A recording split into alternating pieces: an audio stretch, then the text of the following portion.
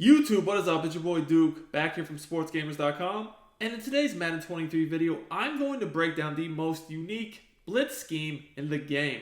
So I got matched up with this guy, BK's Bully NYC. He's actually a streamer. If you guys have seen him, check him out. But he's running this big nickel over G Tampa 2 blitz scheme, which I've really only played against this once or twice the whole year, and it absolutely screams. It's a really good defense, so I wanted to break down it for you guys in an actual game so you guys can see how to run it if you want to put it in your game. So basically what he's doing is this cover 2, Tampa 2, whatever you want to call it, out of the big nickel over G. When he breaks the huddle, you're seeing that he shows blitz. So when you show blitz from the big nickel over G, you're going to get that nickel back in the box, but then you're also going to get the safety that's going to rotate down in the box. Now, what this does is it gives you a very unique front. You have 4 down line, but it's almost like dollar because now you have a slot, a safety in the slot and a slot corner on either side. So in addition to having a 4 down D line, you can now blitz one side, both sides, and you can also shoot gaps very well against the run because this is a 4 down line. So you guys can see he's using Sean Taylor right over the center. Now, when you're in Tampa 2, obviously, if you're going to blitz that safety in the box, you have to make adjustments. And what he's doing is he's using the safeties package on defense so that he can get different adjustments that he can throw out there to change up his coverage, change up his blitz angles. And I'm going to break down the different things he does throughout the game. Now, he also runs a pretty unique offense. As you guys see here, he's under center in the single back trio.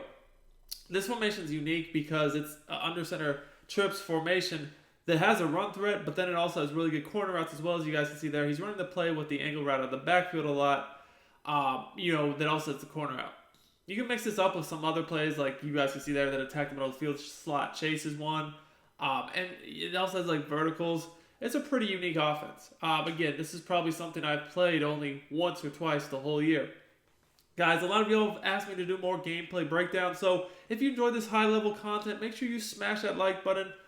Comment on the video, subscribe to the channel if you're new, and just really show that support, man. We try to do high-level Madden content on this channel. We don't just want to post random money plays. I like to get into the strategy of the game, show some competitive schemes. So if you guys enjoy this type of content, hey, this is the channel for you.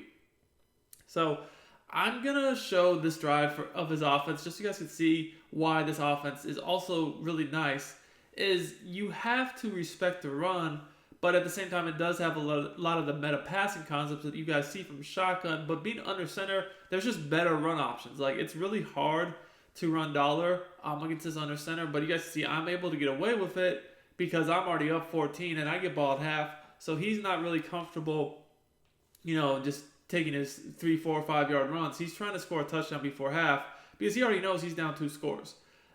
The approach I'm taking on defense is basically just to do a lot of man-ups from DB Fire 2. And his corner route by his tight end absolutely killed me that time.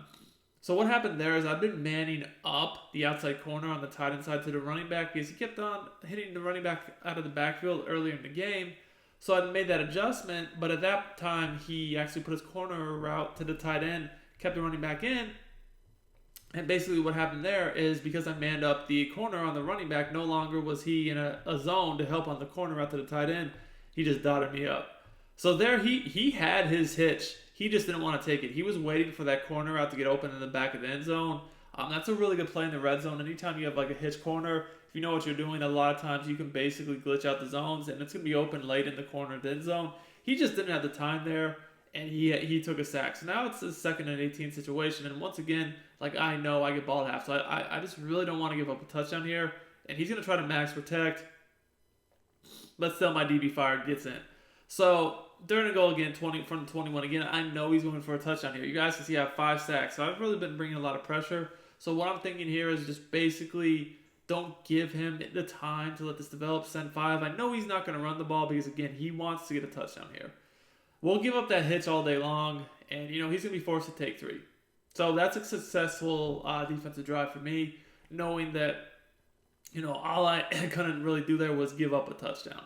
So that's all we were looking for, and we're going to get it back. We don't have any timeouts, but maybe we could get a big play off. If I don't get a big play off on the first play, I'll probably just be content going to halftime up 14-3 because I will get ball at half. But really, I just want to see a little bit more of his defense because, again, that blitz is really tough. And I only, have had the ball one drive so far because he got ball first and I stopped him. I got a pick six. All right, so when I'm going up against this defense, I know that he could potentially blitz 6 and it's going to be hard to block, or he could just blitz one side. So it's really tough to know what to expect here. Or he could just drop back in coverage and rush 4. That's what makes this defense unique, and he's always making it look the same by bringing these safeties down to the box. I'm going to see if I can get a big corner out off him, but like you guys see, he blitzes 6, and the running back, he can only pick up one of those guys. That blitz is very similar to like the dime, DB blitz 0, or even the 4-3 even, because those blitzes, when you blitz 6, like just blocking the running back, it's never going to pick it up. So I also do like to run the ball against this. I feel like if someone doesn't know how to gap shoot, this is a blitz that can get torn up by the run. And this formation, it's hard to know how to gap shoot because, I have a counter, I have a draw, I have a trap, and inside zone. I have 4 different runs that you're kind of going to have to look to stop in gap shoot different ways. You'd want to use or control even different guys. And I see he's always using the guy on the left of the screen. So I know that there's some runs I can get off on him.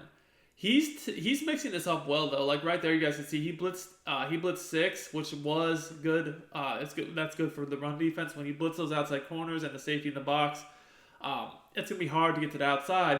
Looking to become a better Madden player and win more games? Check out sportsgamers.com. I built sportsgamers.com from the ground up to give you the best Madden tips, best Madden ebooks, all at the best price, bar none. We have a VIP membership that gives you access to the entire site, every ebook and every tip we release all year long for only $24.99. Click the link in the description. I've also pinned it in the comments and use coupon code DUKE for 10% off your order. But knowing that I ran trap, that's going to look to attack the middle more.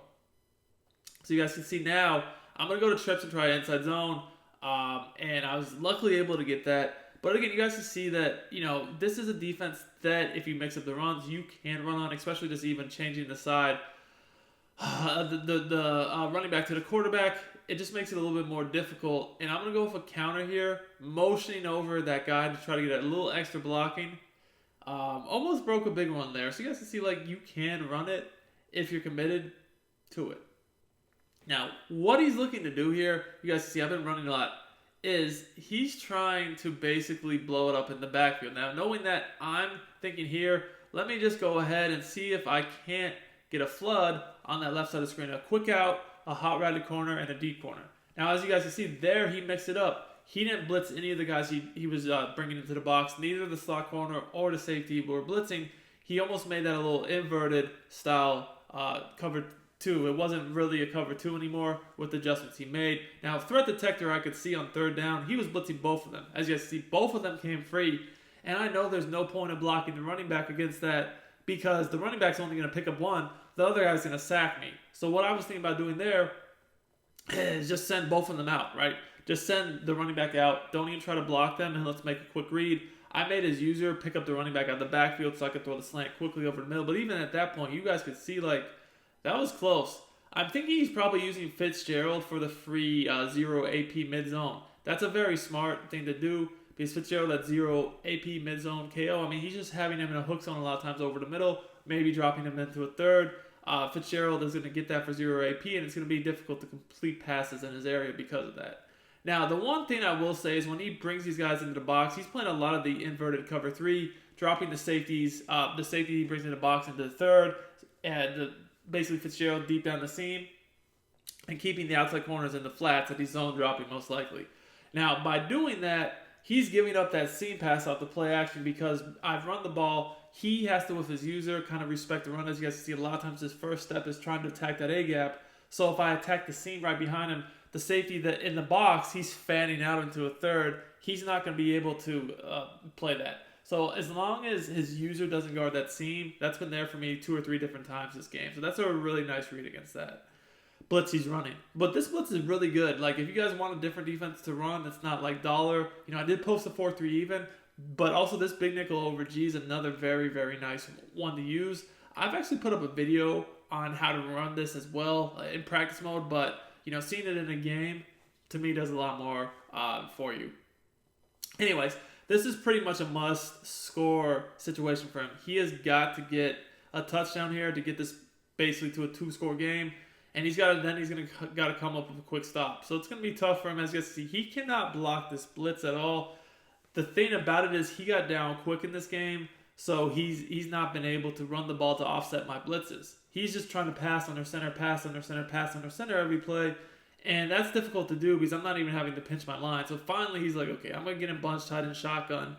You know what I mean? Like, because this is just not working. So you guys can see my adjustments here.